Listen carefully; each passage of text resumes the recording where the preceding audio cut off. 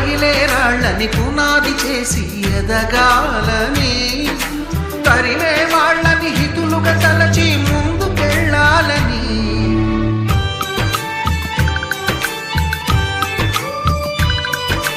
కన్నుల నీటిని కలల సాగుకై వాడుకోవాలని, కాచే నిప్పుని ప్రమిదగా మలచి కాంతి పంచాలని, గుండెతో ధైర్యం చెప్పెను, చూపుతో మార్గం చెప్పెను, అడుగుతో గమ్యం చెప్పెను. నేనున్నానని